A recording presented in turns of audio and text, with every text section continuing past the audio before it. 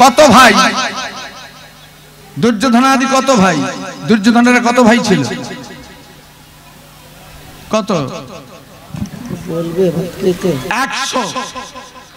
আর বোন ছিল একজন। এটা হলো একটা মহাভারত, এটা হলো একটা মহাভারত। কিন্তু শুনে নিন, মহাভারত যদি বাড়িতে থাকে আর একটু ভালোভাবে মহাভারতটা পড়ার চেষ্টা করবেন। আর আছে কোথায়? মহাভারতের একেবারে শেষের দিকে একটু কয়েকটি পাতা আগেই, শেষের কয়েকটা পাতা আগে একটু ভালোভাবে লক্ষ্য করবেন। দুর্যোধনাদি 101 ভাই ছিল, 100 ভাই নয়, 101 ভাই আর 1 বোন। হ্যাঁ, শুনে রাখুন, 100 ভাই আমরা জানি, কিন্তু আর 1 ভাই, তার নামটাও আমরা জানি না অনেকে। নাম ছিল যুযুৎসু। যুযুৎসু। মায়ের নাম ছিল সুবোধা। সুবোধা।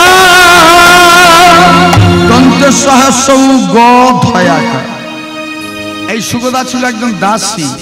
দাসী এই যুযুৎসু ওই দাসীর গর্ভে জন্মগ্রহণ করেছিল, কিন্তু দাসীর গর্ভে জন্মগ্রহণ করলেও পিতা ছিল কে?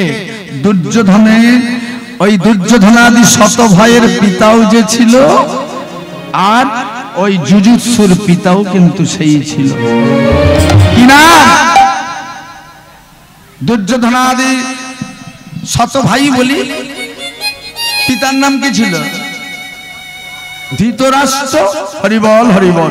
ধৃতরাষ্ট্রের ঔরসে সুবোধা দাসীর গর্ভে জন্ম হয়েছিল ওই যুযুৎসুর। কিন্তু দাসী গর্ভে জন্ম বলে দুর্যোধনাদি 100 ভাই তাকে কোনোদিনও ভাই বলে মানত না। আর মহাভারত ভিতরে কোনো পাতায় ওই 1 ভাইয়ের নাম লিখল না। আহা, কত বড় ভক্ত ছিল না, তার ঘটনা না শুনলে বুঝতে পারবেন না। কিন্তু আমি আর সেদিকে যাব না, কারণ লীলা এখনো কিন্তু এগিয়ে নিয়ে যেতে পারি। হরিবল হরিবল হরিবল। দাসী গর্ভে জন্ম, তাহলে 101 ভাই ছিল। এটা মহাভারতেই আছে, কিন্তু আমার বানানো কথা না। বাড়িতে মহাভারত থাকলে একেবারে লাস্টের দিকে একটু 2-4 পাতা আগে একটু ভালোভাবে পড়ে নেবেন। নামটা শুধু শুনে রাখো, যুযুৎসু নামটা হলো তার, যুযুৎসু। আর 1 ভাইয়ের নাম হলো যুযুৎসু। হরিবল হরিবল হরি। তাহলে দুর্যোধনাদি ওই 101 ভাই কোথায় আছে আমাদের দেহের মাঝে? হরিবল হরিবল। নাভি থেকে একেবারে পায়ের চেটো পর্যন্ত মোকাবিলা করার জন্য দুর্যোধন রয়েছে কোটি দেশে। কোটি দেশে নাভির ঠিক নিচটাতেই দুর্যোধন রয়েছে, আর বাকি 99 জন থরে থরে একটু একটু করে একেবারে পায়ের উপর পাতা পর্যন্ত বাকি 99 জন রয়েছে। আর 1 ভাই যার নাম বললাম সেই যুযুৎসু রয়েছে আমাদের একেবারে পায়ের তলায়। পায়ের তলায়, যার জন্য বলা হয় পাটা একটু, একটা প্রবাদ আছে না, পাটা একটু দেখে ফেলার চেষ্টা করিস। পাটা দেখে ফেলতে পারিস না বলি না, কথা আছে তো একটা প্রবাদ। কারণটাই হলো অত বড় একজন ভক্ত আছে আমাদের পায়ের তলায়। আহা, পাটা একটু দেখে ফেলিস, দেখে ফেলিস। তাহলে পাণ্ডবরাও আছে, কৌরবরাও আছে, আর মধ্যমণি ভগবান কৃষ্ণও আছে। ভগবান কৃষ্ণ কোথায় আছে? এখানটায় হাত দিলেই বুঝতে পারবেন, মাঝামাঝি। এখানটায় হাত দিয়ে দেখুন, ভগবান অন্য কোথাও নাই। নারদ জিজ্ঞাসা করেছিল তুমি কোথায় থাকো? বলে নাহং তিষ্ঠামি বৈকুণ্ঠে যোগিনাং হৃদয় নচ মদভক্ত যত্র গায়ন্তি তত্ত্ব তিষ্ঠামি হে নারদ। নারদ, তুমি আমাকে যেথায় খুঁজবে সেটাই পাবে। বলে আমি বৃন্দাবনে 84 কোষ বৃন্দাবনে আমি তোমাকে খুঁজলাম কই সেটাই তো তোমাকে পেলাম না পেলাম না।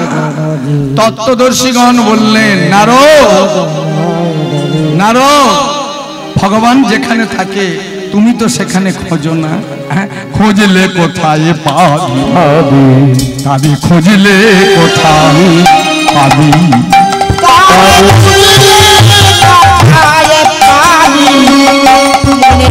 ভগবান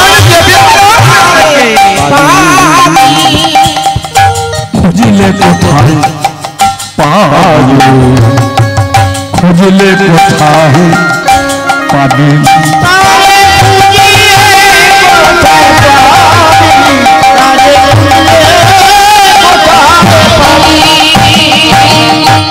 বসে আছে আপন ঘরে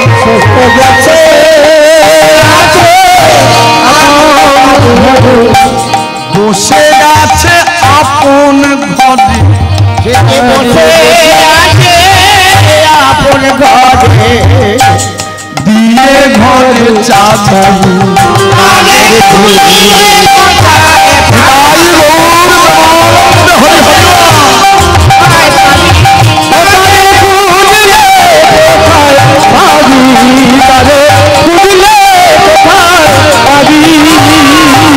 কি বললো বসে আছে আপন ঘরে বসে আছে আপন ঘরে দিয়ে ঘরে চাবি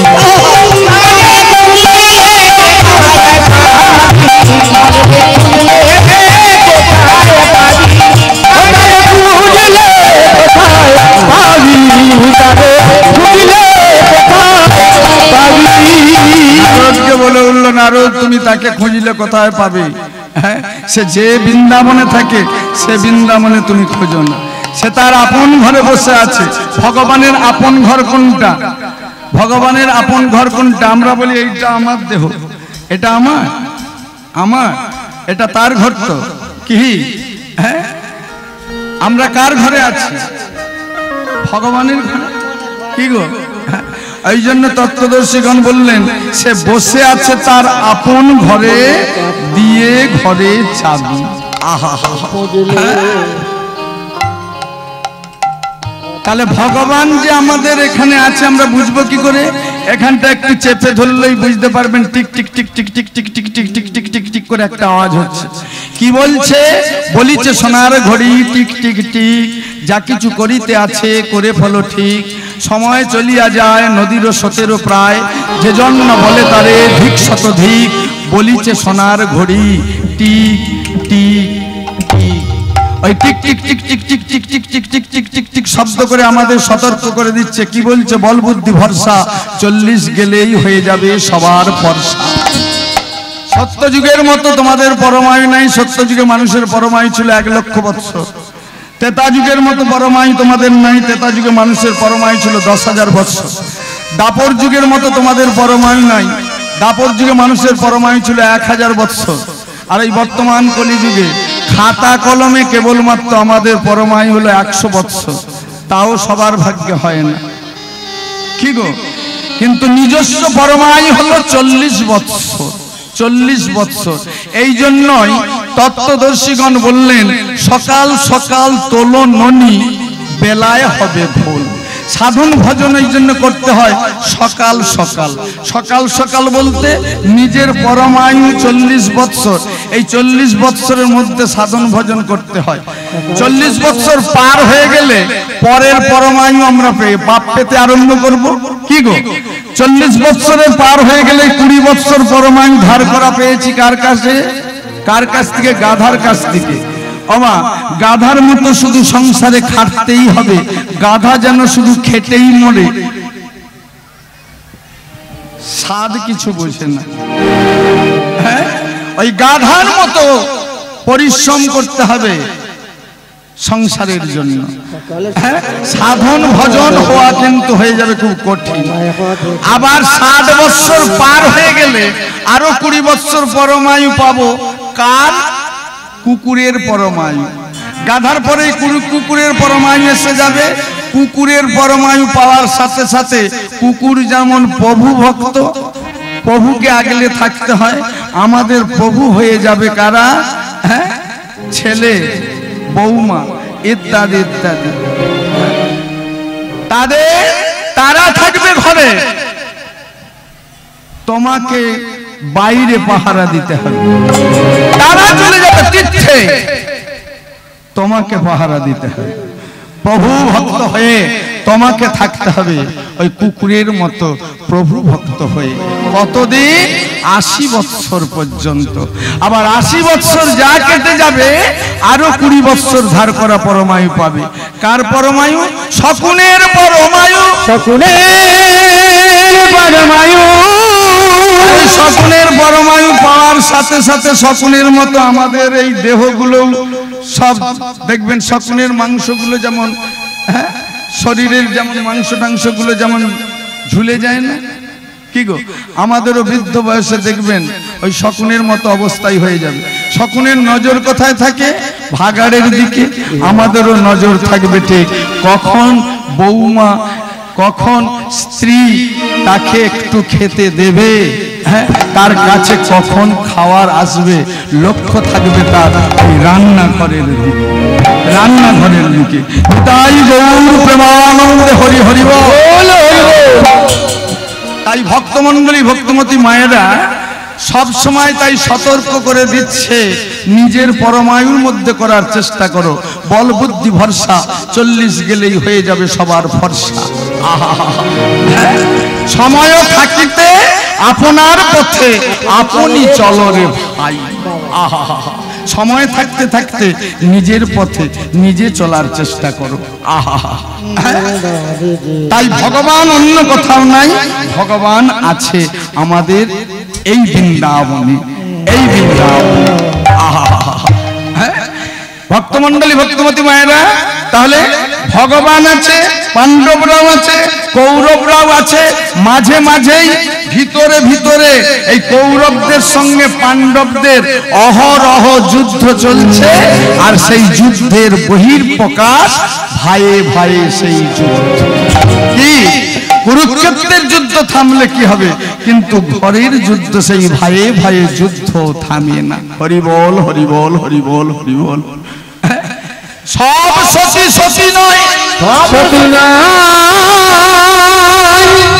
কিন্তু এই ভদ্রাবতী মা, আহা, সূর্যাচার্যের স্ত্রী, তিনি ছিলেন একজন সতী। আহা, তিনি ছিলেন একজন বৈষ্ণবী। ভক্তমণ্ডলী, ভক্তমতী মায়েরা, সর্বাঙ্গে দ্বাদশ তিলক করত, কোন অলংকার ছিল না। আর অলংকার গুলো পরার চেষ্টাও করবেন, কারণ একটু আগে শুনেছেন, সর্বপ্রথমেই বলেছি, যেখানে থাকবে সোনা, কলি মহারাজ বলেছেন আমি সেই সোনাতেই আমি কিন্তু বাস করব। হ্যাঁ, সেই সোনার মধ্যেই আমি থাকব। তাই ভগবানের যখন সেবা দেবেন, যত মূল্যবানী অলংকার থাক না কেন অঙ্গে, সেগুলো খুলে রেখে সোনার চেয়েও বহু মূল্যবান অলংকার কি দ্বাদশ সঙ্গে দ্বাদশটি তিলক সেবা করবেন। হ্যাঁ, ভালোভাবে না করতে পারলেও 12 জায়গায় অন্তত 12টা টিপ দিয়ে দেবেন। 12টা টিপ দিয়ে এই মূল্যবান অলংকার পরে ঠাকুরের সেবা দেবেন। আহা, 12 জায়গায়, 12 জায়গাগুলো একটু দেখে নিন। এখানে একটা দেবেন, কণ্ঠে একটা, হৃদয়ে একটা, নাভিতে একটা, দুদিকে দুটো, দু হাতে দুটো করে, শিখায় একটা, 12টা হয়ে গেল। হয়ে গেছে? হয়নি? কটা হয়েছে? 11টা, 9টা না, 9টা না, ভালোভাবে শুনে নি। কপালে একটা, কণ্ঠে একটা, হৃদয়ে একটা, নাভিতে একটা, দুদিকে দুটো, দু হাতে দুটো করে, দুটো করে, এই দিকেও দুটো, এই দিকেও দুটো, আর শিখায় একটা, 11টা, আর পিঠে একটা দেবে। এই 12টা মূল্যবান অলংকার পরে যে সোনার মধ্যে কলি মহারাজ থাকে, সেই সোনাটাকে খুলে রেখে ঠাকুরের সেবা যখন দেবেন, এই দ্বাদশ সঙ্গে মূল্যবান অলংকার পরে ঠাকুরের সেবা দেবেন প্রতিদিন। তাই সূর্যাচার্য এবং এই ভদ্রাবতী মা প্রতিদিন রাধা মাধবের সেবা দিত, প্রতিদিন সেবা দিত, আজও সেবা দিচ্ছে। ভগবানের গুণানুকীর্তন গাইছে। নিত্যানন্দ প্রভু দ্বারে এসে অপেক্ষা করছে কখন দ্বার খুলে। রাধা মাধবের সেবা দেওয়া হয়ে গেল। সূর্যাচার্য একটু একটু করে যেমনি দরজাটা খুলেছে দেখতে পেল দ্বারে অতিথি, সঙ্গে সঙ্গে বলতে লাগলো আজ আমার জনম ধন্য হয়ে গেল। আহা, জনম ধন্য হয়ে গেল। নিত্যানন্দ প্রভু বলছে আপনি একথা বললেন কেন? বলে আমি তো বলি না, শাস্ত্রে বলেছে সাধুনাং দর্শনং পূর্ণং তিত্ত ভূত্বাহি সাধব তিত্ত ফলেতি কালেন সদ্য সাধু সমাগম। তীর্থযাত্রা করলে ফল পাওয়া যায়, কিন্তু সে ফল দেরিতে ফলে, কিন্তু সাধু দর্শনের যে ফল সে ফল সদ্য ফলে। তাই আপনার মতো সাধু দর্শনে আজ আমার জনম ধন্য হয়ে গেল। আহা, কৃপা করে বাড়ির ভিতরে আসুন। বাড়ির ভিতরে নিয়ে গেল। ভদ্রাবতীকে বলল ভদ্রে জল নিয়ে এসো। অতিথি দ্বারে অতিথি, ভদ্রাবতী মা আহা জল নিয়ে এলো। নিত্যানন্দ প্রভুর চরণ ধৌত করে দিল, পানীয় আজমনীয় মধুপর্ক দান করলো। সূর্যাচার্য গলায় কাপড় দিয়ে করজোরে জিজ্ঞাসা করতে লাগলো কৃপা করে বলুন কিসের লাগিয়ে আগমন। আহা, নিত্যানন্দ প্রভু বলছেন আমি গাহস্থ জীবন অবলম্বন করতে চাই, তাই সুদূর রাজদেশ থেকে বাড়ির সম্মান করতে করতে এখানে এসে শুনলাম আপনার নাকি 2টি কন্যা আছে। জ্যেষ্ঠ কন্যার নাম হলো বসুধা, আর ছোটটির নাম নাকি জাহ্নবা। তাই যদি কৃপা করে বসুধাকে আমার হাতে সমর্পণ করে দেন তাহলে বসুধাকে আমি স্ত্রী রূপে গ্রহণ করতে পারি। সূর্যাচার্যের সঙ্গে নিত্যানন্দ প্রভুর কথোপকথন হচ্ছে, আর এমন সময় জানালার ফাঁক দিয়ে সূর্যাচার্যের জ্যেষ্ঠ কন্যা বসুধা নিত্যানন্দ প্রভুকে দর্শন করলেন। নিত্যানন্দ প্রভুকে দর্শন করছে, আহা, আর মনে মনে ভাবছে এমন রূপের মানুষ হয়, এমন রূপের মানুষ হয়, এ যেন একেবারে কোটি চন্দ্র স্বরূপ। কোটি চন্দ্র স্বরূপ। তত্ত্বদর্শীগণ পদকর্তা একসঙ্গে যোগ করে বসুধাকে বললেন বসুধা তুমি ঠিকই বলেছো, ঠিকই বলেছো, সত্যই এই নিত্যানন্দ প্রভু যেমন তেমন, যেমন তেমন নয়, সত্যই কোটি চন্দ্র স্বরূপ, কোটি চন্দ্র স্বরূপ। নিত্যানন্দ প্রভু হলেন কোটি চন্দ্র স্বরূপ। যেমনি একথা বলেছে বসুধা দর্শন করা মাত্র মন প্রাণ সমস্ত কিছু নিত্যানন্দ প্রভুকে সমর্পণ করে দিয়ে মনে মনে ভাবছে আমার বলতে যা কিছু আছে সব আমি তোমাকে সমর্পণ করে দিলাম। আজ থেকে মন প্রাণ সব কিছু সমর্পণ করে দিয়ে আমি তোমাকে পতি রূপে গ্রহণ করলাম। যদি কোনোদিনও বিবাহ করতে হয়, হ্যাঁ, তোমাকে ছাড়া আর কাউকে আমি বিবাহ করব না। আহা, এদিকে যেমনি বলেছে নিত্যানন্দ প্রভু আপনার জ্যেষ্ঠ কন্যা বসুধাকে যদি আমার হাতে সমর্পণ করেন আমি তাহলে তাকে স্ত্রী রূপে গ্রহণ করতে চাই। আহা, যেমনি বলা সঙ্গে সঙ্গে সূর্যাচার্য জিজ্ঞাসা করলেন তাহলে কি করা হয়? বলে আমি ভিক্ষা করি। কোথায় থাকা হয়? বলে গাছতলায় থাকি। দূর হয়ে যাও, দূর হয়ে যাও। আহা, আমার বসুধা রূপবতী, আমার বসুধা গুণবতী, আমার বসুধা রূপবতী, আমার বসুধা গুণবতী। তাই তোমার মতো পাত্রের হাতে আমি আমার বসুধাকে সমর্পণ করতে পারি না। দূর হয়ে যাও, দূর হয়ে যাও। যেমনি বলেছে, আহা, বিনয়ের খনি নিত্যানন্দ প্রভু একটু একটু করে চলে যাচ্ছে, কিন্তু মন প্রাণ সব কিছু যে সমর্পণ করে দিয়েছে সেই বসুধা, সেই বসুধা যখন দেখতে পেল তার পিতা নিত্যানন্দ প্রভুকে দূর দূর করে তাড়িয়ে দিচ্ছে, নিত্যানন্দ প্রভু একটু একটু করে চলে যাচ্ছে, অঝোর নয়নে কাঁদতে কাঁদতে ডাকতে লাগলো জাহ্নবা, জাহ্নবা, জাহ্নবা, বোন জাহ্নবাকে ডাকতে লাগলো। জাহ্নবা এসে হাজির হয়ে গেল। দিদি তুই কাঁদছিস কেন? তুই কাঁদছিস কেন? ওরে ওরে জাহ্নবা চেয়ে দেখ, মন প্রাণ সবকিছু আমি যাকে সমর্পণ করে দিয়েছি, পিতা তাকে দূর দূর করে তাড়িয়ে দিয়েছে। সে যে আমার সব কিছু নিয়ে চলে গেল।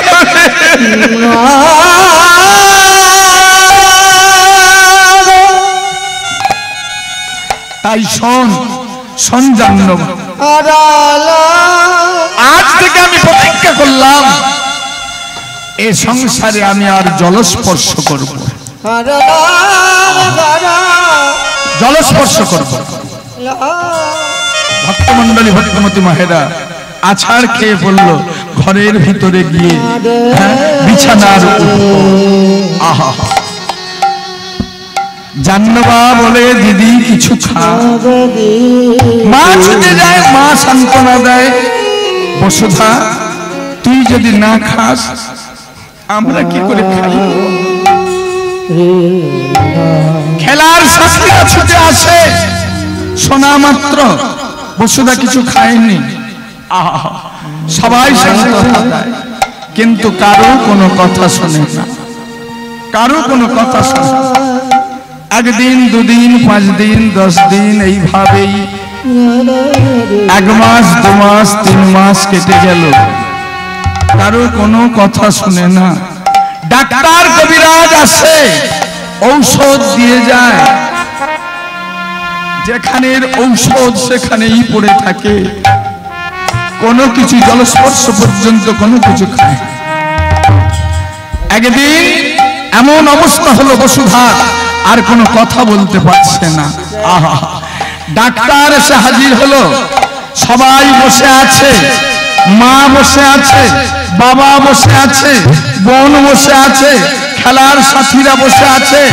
ডাক্তার বাবু নাড়িটা টিপে সবার সম্মুখে বলল, বসুধা মারা গেছে না।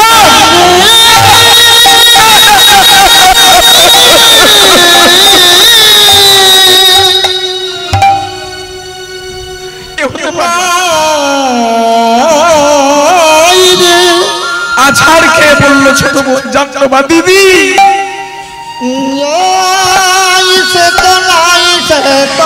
আছাড় খেয়ে বললো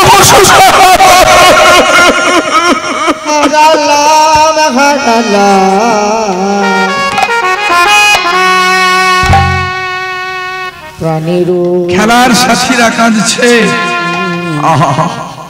সবাই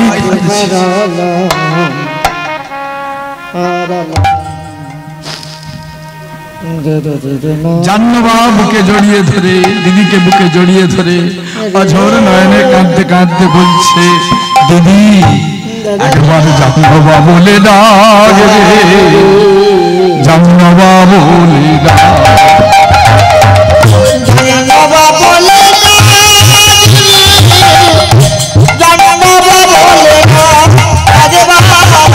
জাহ্নবা বলে দাও, জাহ্নবা বলে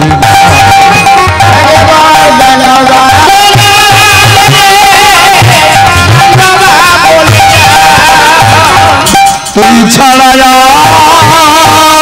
কে বলিবি, জাহ্নবা বলে দাও, জাহ্নবা বলে তুই ছাড়া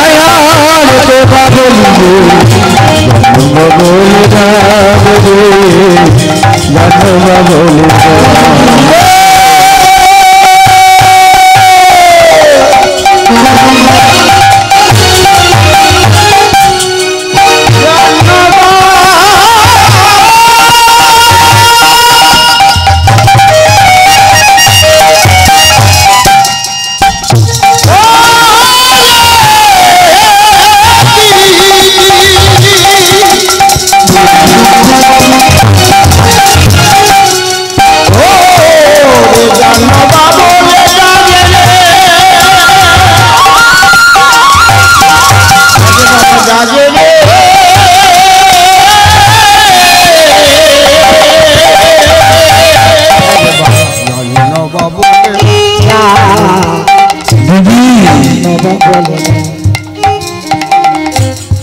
নয়নের জল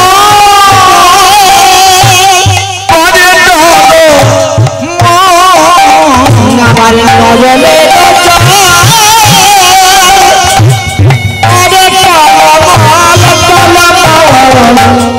নয়নের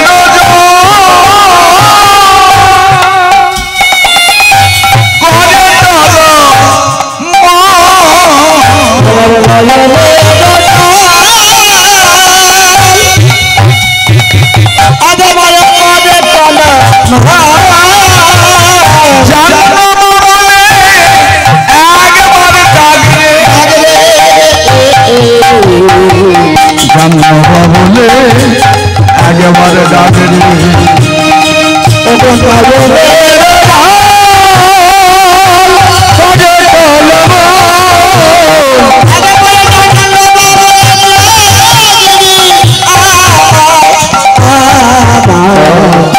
জানবা বলে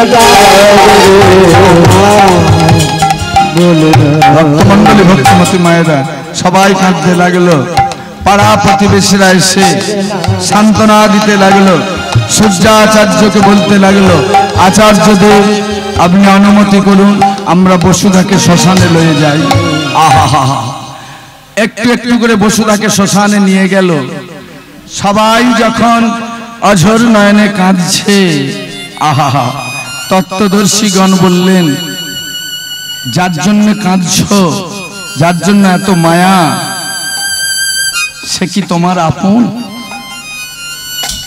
তোমার আপন কশ্যকে পতি পুত্তাদ্দা মোহ এবহি কারণম এ বিশ্ব সংসারে কেউ কারো নয় কেউ তো কারো নয় কেউ তো কারো তত্ত্বদর্শীগণ কলম দিলেন সূর্যাচার্য তুমি না বসলাম যার জন্য তুমি কাঁদছ কেউ তো কাঁদো কেউ তো কাঁদো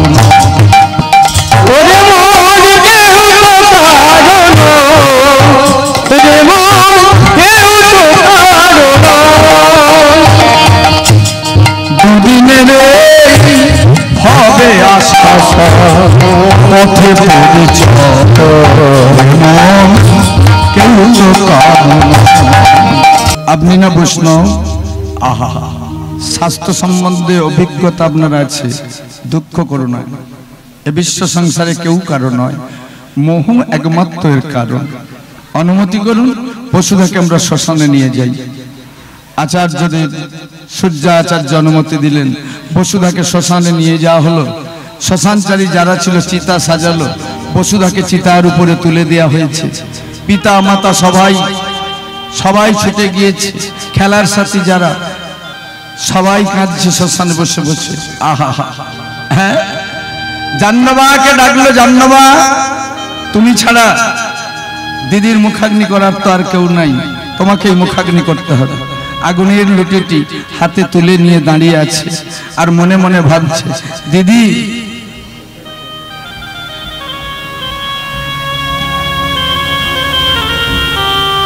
তোর মুখে আমাকে আজ আগুন দিতে হবে না না না না না তুই না খেয়ে তুই আমাকে খাইয়ে দিতিস আমি না খেলে তুই খেতিস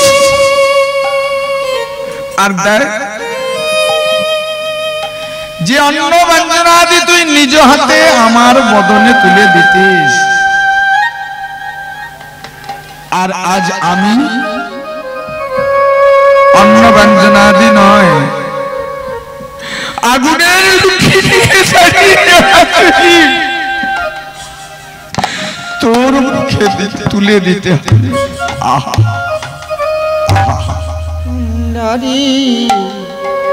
আগুনের লুটিটি নিয়ে মুখাগ্নি করতে যাবে এমন সময় দূর দূর করে যাকে তাড়িয়ে দিয়েছিল সেই নিত্যানন্দ প্রভু ওই শ্মশানের সম্মুখে দিয়ে অবিরাম গাইতে গাইতে চলেছে, ভজ শ্রী কৃষ্ণ জপ শ্রী কৃষ্ণ লহ শ্রী কৃষ্ণের নাম।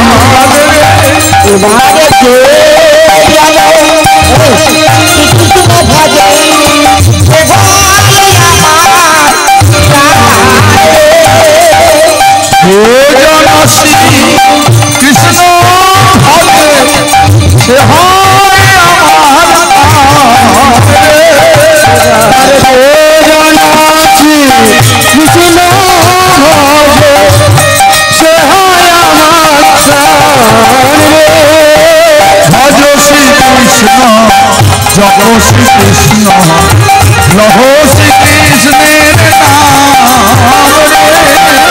ভজ শ্রী কৃষ্ণ যত শ্রী কৃষ্ণ লহ শ্রী কৃষ্ণের নাম রে। হে জন শ্রী কৃষ্ণ ভজে সে হয় আমার প্রাণ রে।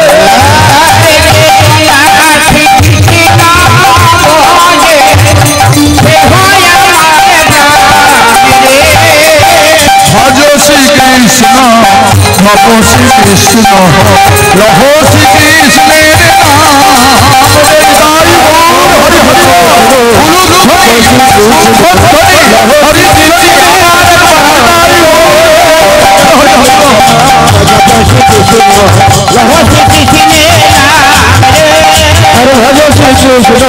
যত শ্রী কৃষ্ণ লহ শ্রী কৃষ্ণের নাম। ওই শ্মশানের সম্মুখে দিয়ে অবিরাম গাইতে গাইতে চলেছে। এমন সময় শুনতে পেল কারা যেন উচ্চৈঃস্বরে বসুধা বসুধা বলে কাঁদছে।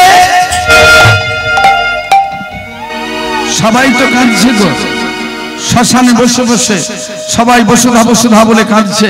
আর শ্মশানের পাশ দিয়ে নিত্যানন্দ বাবু যেতে যেতে কর্ণকুহরে যখন গিয়ে পৌঁছালো এই ডাক, মনে মনে ভাবছে বসুধা কে বসুধা?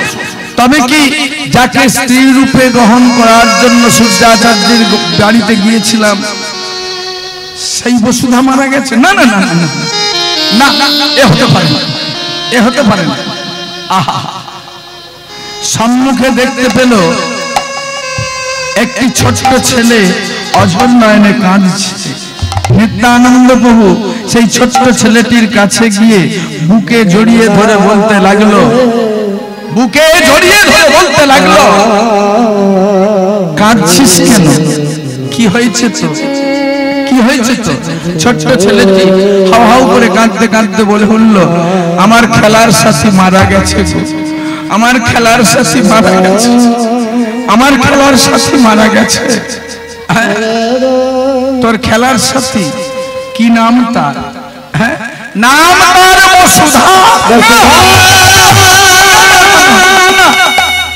না না, এ হতে পারে না, এ হতে পারে না। আমার সেই বসুধা আমাকে ছেড়ে চলে যেতে পারে না। আমার বসুধা আমাকে ছেড়ে চলে যেতে পারে না। সত্য যাচাই করার জন্য ছোট্ট ছেলেটাকে জিজ্ঞাসা করতে লাগলো পুনরায় নিত্যানন্দ প্রভু, খোকা বলতে পারিস তোর খেলার সাথী যে বসুধা মারা গেছে তার পিতার নামটা কি? ছোট্ট ছেলেটা বলছে, কেন পারবো না, আমার খেলার সাথী বসুধার পিতার নাম হলো সূর্যাচার্য। যেমনি বলেছে সূর্যাচার্য, অমনি চিৎকার করে উঠল নিত্যানন্দ প্রভু, বসুধা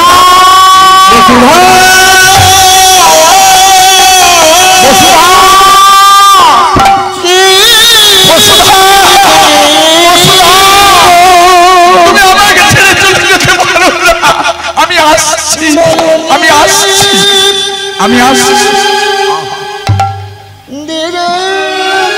বসুধাকে তুলে দেয়া হয়েছে চিতার উপরে। আগুনের লুটি নিয়ে দাঁড়িয়ে আছে দিদির মুখাগ্নি করবে বলে পাগলের মতো। নিত্যানন্দ প্রভু বসুধা বসুধা বসুধা বসুধা বলে ডাকতে ডাকতে একেবারে চিতার সম্মুখে গিয়ে হাজির হয়ে গেল। কিন্তু শ্মশানচারী যারা ছিল তারা বাধা দিল। কে তুমি? কে তুমি? দেখতে পাচ্ছ না? সবাই কাঁদছে, দেখতে পাচ্ছ না? যাকে চিতায় তুলে দেওয়া হয়েছে তার মুখাগ্নি করার জন্য তার বোন জাহ্নবী আগুনের লুটি নিয়ে দাঁড়িয়ে আছে। কে তুমি? আমি আমার বসুধাকে একবার দেখতে চাই। তোমরা যে বসুধাকে চিতার উপরে তুলে দিয়েছো, আমার মনে হয় বসুধা মরে না, বসুধা মরে না। আমার মনে হয় বসুধা মরে না। যেমনি কথা বলেছে ভক্তমন্ডলী ভক্তমতী মায়েরা, যেমনি কথা বলেছে সঙ্গে সঙ্গে শ্মশানচারী যারা ছিল তারা বলল এ একজন বদ্ধ পাগল, একজন বদ্ধ পাগল। ডাক্তার নিজে নাড়ি টিপে সবার সম্মুখে বলেছে ও মারা গেছে, আর এ বলছে কিনা মরেনি। একজন বদ্ধ পাগল। পদকর্তা বললেন ঠিকই বলেছ, সত্যই এ পাগল, তবে যেমন তেমন পাগল নয়। ভক্তমন্ডলী ভক্তমতী মায়েরা, নবদ্বীপে পাগল অনেকগুলো ছিল। নেতা পাগল পদকর্তা বলেছেন, নেতা পাগল, চেতা পাগল, আর এক পাগল ওদে, তিন পাগলে যুক্তি করে ভাসালো সাধের নদী। শুধু তাই নয়, শান্তিপুরের বুড়া গোসাই ছিল অতি ভালো, আর পাগলের সঙ্গে মিশে সেও পাগল হল। পাগল কতগুলো ছিল নবদ্বীপে? নেতা পাগল, নেতা পাগল। নেতা পাগল মানে নিত্যানন্দ প্রভু, তার কথা বলছেন। আর যারা বলছে যে ডাক্তার নাড়ি চিপে বলেছে ও মারা গেছে, আর এ বলছে কিনা মরেনি, একজন বদ্ধ পাগল। পদকর্তা বললেন তোমরা ঠিকই বলেছ, এ সত্যই পাগল, তবে যেমন তেমন পাগল নয়। যেমন তেমন পাগল নয়। কেমন পাগল? এই পাগলের সঙ্গে যারা মিশে তারাও পাগল হয়ে যায়। এ নেতা পাগলের কথা বললো নিত্যানন্দ পাগল। চেতা পাগল মানে চৈতন্য মহাপ্রভু এক পাগল। নেতা পাগল, চেতা পাগল, আর এক পাগল ওদে, ওদে মানে অদ্বৈতাচার্য। তিন পাগলের সঙ্গে মিশে ভাসালো সাধের নদে। শান্তিপুরের বুড়া গোসাই ছিল অতি ভালো, পাগলের সঙ্গে মিশে তারা সবাই পাগল হলো। নিত্যানন্দ বাবুকে যেমনি বলেছে পাগল, পদকর্তা কলম দিলেন, গঙ্গা যার পদজল হর শিরে ধরে, তাই বিনে জীব পাশরিয়া মরে।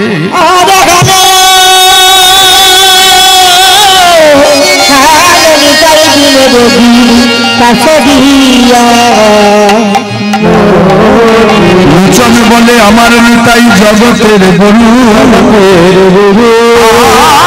জগতের গুরু নিতাই প্রেম কল কতরু।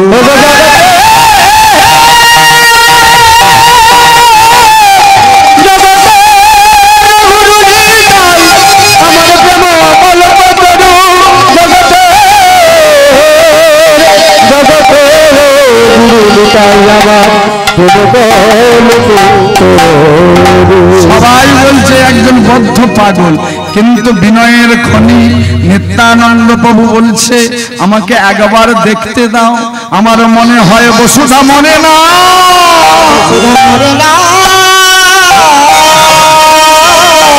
সর্বাঙ্গে তিলক আর বিনয় খনিত। নিত্যানন্দ প্রভু যখন বারবার বলছে, ভক্তমন্ডলী ভক্তমতী মায়েরা, নিত্যানন্দ বাবু যখন বারবার বলছে ও পাগল নয়, ও মরেনি, আমাকে একবার দেখতে দাও। হরিবল হরিবল হরিবল হরিবল হরিবল। নিত্যানন্দ বাবু বলে উঠলেন, আমাকে একবার মাত্র তোমরা দেখতে দাও। আহা, সবাই যখন বারবার নিত্যানন্দ বাবু এই কথা বলছে, আমার মনে হয় বসুধা মরেনি। সবাই বলল, বেশ শোনো, যাবে আর আসবে, বেশি কিন্তু দেরি করা চলবে না। যেমনি বলেছে নিত্যানন্দ বাবু ছুটে গেল। চিতার উপরে বসুধা, হ্যাঁ, তাকে তুলে দেওয়া হয়েছে। একেবারে বসুধার কর্ণ কুহরে গিয়ে বলছে, বসুধা চেয়ে দেখো, আমি এসেছি, আমি এসেছি, হ্যাঁ আমি এসেছি, চেয়ে দেখো, চেয়ে দেখো বসুধা, চেয়ে দেখো। আজ আর আমি কারো কোনো কথা শুনবো না, আমি তোমাকে নিয়ে যেতে এসেছি। তোমার বাবা আমাকে দূর দূর করে তাড়িয়ে দিয়েছিল, তোমাকে স্ত্রী রূপে আমি গ্রহণ করতে চেয়েছিলাম, কিন্তু সবাই বলো, আমার দৃঢ় বিশ্বাস তুমি আমাকে ছেড়ে চলে যেতে পারো না। একবার চেয়ে দেখো, একবার কথা বলো। কিন্তু সত্য সত্যই বসুধা মারা গিয়েছে। আহা, হ্যাঁ, খাঁচাটা কেবলমাত্র পড়ে আছে, পাখিটা উড়ে চলে গেছে। যখন কথা বলছে না, নিত্যানন্দ বাবু হাউ হাউ করে কাঁদতে কাঁদতে বলছে, প্রভু প্রভু, তুমিই তো বলেছিলে আমাকে গাহস্থ জীবন অবলম্বন করতে। আর শোনো প্রভু, গাহস্থ জীবন যদি অবলম্বন আমাকে করতেই হয়, যদি আমাকে বিবাহ করতেই হয়, তাহলে বসুধাকে ছাড়া আমি কাউকে আর বিবাহ করব না। দাও প্রভু, দাও। আমার বসুধা যদি মরেও গিয়ে থাকে, তার প্রাণ পাখি তুমি ফিরিয়ে দাও। সঙ্গে সঙ্গে দৈববাণী হলো, সঙ্গে সঙ্গে দৈববাণী হলো, নিত্যানন্দ, যে মন্ত্রে মৃত প্রাণ ফিরে পাওয়া যায়, সেই মন্ত্র তো তোমার জানা আছে। বসুধার কর্ণকুহরে তুমি অবিরাম সেই মন্ত্র জপ করো, দেখবে তোমার বিশ্বাস, তোমার ভক্তি, তোমার নয়নের জলের কাছে তোমার বসুধা জীবিত হয়ে তোমার সঙ্গে কথা বলেছে। যেমনি বলা, ভক্তমন্ডলী ভক্তমতী মায়েরা আর দেরি করলো না। হ্যাঁ, নিত্যানন্দ বহু বসুধার কর্ণকুহরে যে মন্ত্রে মৃত প্রাণ ফিরে পাওয়া যায়, সেই মন্ত্র অবিরাম করতে লাগে। পৃথিবীতে একটি মাত্র মন্ত্র আছে, যে মন্ত্রের সাহায্যে মৃত প্রাণ ফিরে পাওয়া যায়, সেটি আর অন্য কোনো মন্ত্র না। সেই মহৌষধ হলো মহামন্ত্র কৃষ্ণ নাম। একমাত্র কৃষ্ণ নামের দাহিকা শক্তির দ্বারাই মৃত প্রাণ ফিরে পাওয়া যায়, তার প্রত্যক্ষ প্রমাণ হলো নিত্যানন্দ প্রভু করে দিলেন।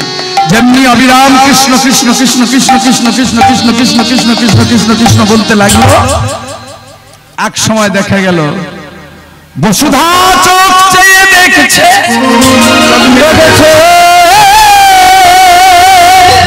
যেমনি চেয়ে দেখেছে, সঙ্গে সঙ্গে নিত্যানন্দ প্রভু হাতটি ধরেছে। এই তো আমি তোমার কাছে, এসো, আমার হাতটা আরো ভালোভাবে ধরো, চিতা থেকে নেমে এসো। একটু একটু করে ভক্তমন্ডলী ভক্তমতী মায়েরা, যাকে সবাই মৃত বলে ঘোষণা করে দিয়েছিল, সেই বসুধা প্রাণ ফিরে পেল। বসুধাকে চিতা থেকে নামিয়ে, হরিবল হরিবল হরিবল, চিতা থেকে নামিয়ে যেমনি দাঁড়িয়েছে, সবাই ছুটে গেল। যে সূর্যাচার্য দূর দূর করে তাড়িয়ে দিয়েছিল, সেই সূর্যাচার্য কাছে গিয়ে হাজির হয়ে গেল। কে তুমি? সত্য পরিচয় দাও। কে তুমি? তুমি তো সামান্য হতে পারো না, বলো তুমি কে? হ্যাঁ, কে তুমি? আহা, বিনয়ের খনি নিত্যানন্দ প্রভু বললেন, আমি নিত্যানন্দ। যেমনি বলেছে নিত্যানন্দ, পদকর্তা সঙ্গে সঙ্গে বললেন, ঠিকই বলেছ, নিত্যানন্দ নিত্যানন্দ নিত্যানন্দ।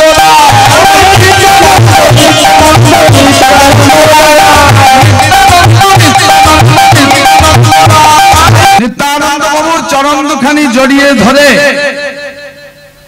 সূর্যাচার্য বলে উঠলেন, যে অপরাধ আমি করেছি আমি চিনতে পারিনি, যে অপরাধ আমি করেছি আপনি আমাকে উপযুক্ত শাস্তি দিন। আহা, উপযুক্ত শাস্তি, আপনি আমাকে উপযুক্ত শাস্তি দিন। হরিবল হরিবল হরিবল হরিবল।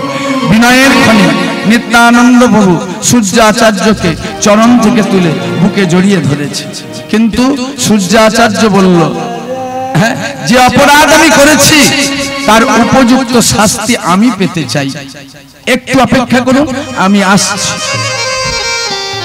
সূর্যাচার্য কি করলেন? এক হাতে বসুধাকে ধরেছে আর অন্য হাতে তার ছোট ছোট মেয়ে, কি নাম? জাহ্নবাকে ধরেছে। দুই মেয়ে দুটি হাত ধরে একটু একটু একটু একটু করে ভক্তমণ্ডলী ভক্তিমতী মায়েরা নিত্যানন্দ প্রভুর কাছে এসে বলছে, প্রভু আপনি তো আমার একটি কন্যাকে, জ্যৈষ্ঠ কন্যা বসুধাকে স্ত্রী রূপে গ্রহণ করতে চেয়েছিলেন, কিন্তু আপনার মতো উপযুক্ত পাত্রের হাতে শুধু আমার বসুধাকে নয়, আমার বসুধা এবং জাহ্নবা আমার দুই মেয়েকেই আমি আপনার হাতে তুলে দিলাম।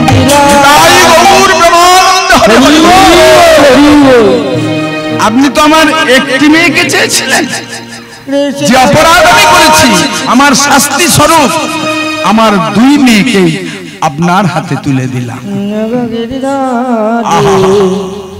শুধু আপনি সবার সম্মুখে আমার দুই মেয়েকে স্ত্রীর মর্যাদাটা দিয়ে এখান থেকে আপনি নিয়ে যান। আহা,